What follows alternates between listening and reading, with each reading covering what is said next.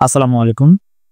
যারা অনার্স ভর্তি পরীক্ষায় প্রথম মেরিট এবং দ্বিতীয় মেরিট লিস্টে চান্স পায়নি তাদেরকে কি করতে হবে, পরবর্তী কার্যক্রম কি, আবেদন কবে শুরু হতে পারে এবং তারা কিভাবে চয়েস দিলে চান্স পাওয়ার সম্ভাবনা বেশি থাকবে সেই বিষয়গুলো বলবো। একটু সম্পূর্ণ ভিডিওটি দেখার অনুরোধ রইল। আগে আমরা খুঁটিনাটি বিষয়গুলো আগে বুঝি যে এটা আসলে কি, কিভাবে করতে হবে। খেয়াল করুন, এখানে বলা হয়েছে রিলিজ স্লিপ। যারা প্রথম মেরিট দ্বিতীয় মেরিট লিস্টে চান্স পায় না তাদেরকে রিলিজ স্লিপে দেওয়া হয়। খেয়াল করুন, যে সকল আবেদনকারী ভর্তি পরীক্ষায় উত্তীর্ণ হয়েও প্রথম ও দ্বিতীয় মেধা তালিকায় স্থান পাবে না, অথবা মেধা তালিকায় স্থান পেয়ে ভর্তি বাতিল করবে, অথবা মেধা তালিকায় স্থান পেয়েও বরাদ্দকৃত বিষয়ে ভর্তি হবে না। এখানে প্রথম দুইটা আমরা বুঝছি যে প্রথম এবং দ্বিতীয় মেধা তালিকায় স্থান পায় নাই বা পাবে না।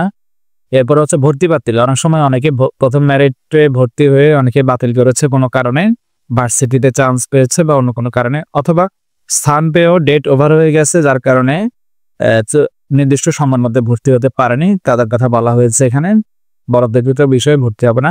সে সকল আবেদনকারী বিষয়ভিত্তিক শূন্য আসন থাকা সাপেক্ষে 5টি কলেজে আলাদাভাবে বিষয় পছন্দক্রম নির্ধারণ করে রিলিজ স্লিপের জন্য আবেদন করতে পারবে।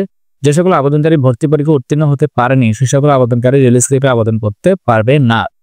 এখানে 5টা কলেজ আপনাকে বাধ্যতামূলক দিতে হবে। কোন 5টা কলেজ? এটা আপনার ইচ্ছে মতো আপনি আশেপাশে কলেজগুলোতে দিতে পারবেন চয়েস, যে কলেজে সাবজেক্ট খালি থাকবে। মোটামুটি সব কলেজেই সাবজেক্ট খালি থাকে, তবে ভালো যে সাবজেক্টগুলো কম্পিটিশন যেগুলোতে বেশি সেগুলো একটু কম খালি থাকে। আর আপনারা যে কাজটা করবেন সেটা হচ্ছে আপনারা এমন কলেজ চয়েস দিবেন যে কলেজগুলোতে কম্পিটিশন একটু কম, বা ওই সাবজেক্টগুলো চয়েস দিবেন যে কলেজগুলোতে সাবজেক্টগুলোতে কম্পিটিশন একটু কম থাকে এবং বেশি সিট খালি আছে, এরকম সাবজেক্টগুলো দিবেন, তাহলে চান্স পাওয়ার সম্ভাবনা বেশি থাকবে। আর সরকারি কলেজে চান্স পাওয়ার সম্ভাবনা একটু কম থাকবে, বেসরকারি কলেজগুলো দেওয়ার চেষ্টা করবেন আশেপাশে। আবেদন আপনি নিজেই অনলাইনে করতে পারবেন, মোবাইল দিয়ে করতে পারবেন। সেটার জন্য আপনার অ্যাডমিশন রোল এবং পিন নম্বর লাগবে। একইভাবে আমরা যে অ্যানুয়াল অ্যাডমিশনের ওয়েবসাইটে গিয়ে অ্যাপ্লিক্যান্টস লগ ইন করি, সেখানে আপনার অ্যাপ্লিকেশন আইডি এবং পিন দিয়ে লগ ইন করতে হবে। লগ ইন করার পরে 5টা কলেজের অপশন আসবে, একটা একটা করে আপনি 5টা কলেজ চয়েস দিতে হবে।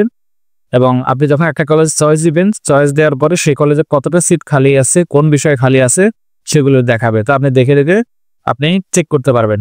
আর ইচ্ছে করলে আপনি কারোর সাথে পরামর্শ করতে পারবেন। আগে আপনি চেক করে নেবেন কোন কলেজে কোনটা খালি আছে, কোন সাবজেক্টে কয়টা খালি আছে, সেটা আপনি খাতায় নোট করবেন। নোট করে কারোর সাথে পরামর্শ করে পরে আপনি চয়েস ঠিক করতে পারবেন। আপনি ইচ্ছা করলে সাবমিট দেওয়ার আগে আপনি যতবার খুশি অতবার আপনি চেক করতে পারবেন কলেজগুলোর নাম দিয়ে গিয়ে। তো পরবর্তী কলেজগুলোর নাম এবং সাবমিট দেওয়ার পরে শেষে সাবমিট একটা অপশন আসবে। সাবমিট করলে একটা প্রিন্ট কপি আসবে 5 কলেজের নাম। এটা কোথাও জমা দিতে হবে না, কিছু করতে হবে না, শুধু আপনার কাছে সেটা সংগ্রহ করতে হবে। এবং এটার জন্য বোর্ডের জন্য আলাদা কোনো ফিও দিতে হবে না। আপনি শুধু কম্পিউটার দোকানে করলে কম্পিউটার দোকানের চার্জ দিতে হবে, আর নিজে করলে 1 টাকাও কোনো ফি লাগবে না। রিলিজ স্লিপের আবেদন ফর্ম বাতিলকরণ। আপনি ধরুন একবার আপনি 5টা কলেজের চয়েস দিয়ে আপনি সাবমিট করে ফেলছেন, পরবর্তীতে আপনি সেটা একবার কারেকশন করতে পারবেন, অর্থাৎ একবার ক্যান্সেল করে নতুন করে আবার চয়েস দিতে পারবেন, তবে শুধু একবারই।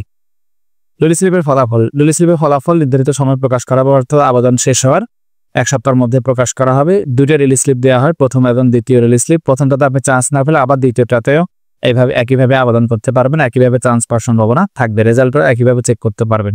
কোনো কিছু না বুঝলে ভিডিওতে কমেন্ট করবেন রিলিজ স্লিপ সংক্রান্ত। সবাই ভালো থাকবেন, আল্লাহ হাফেজ।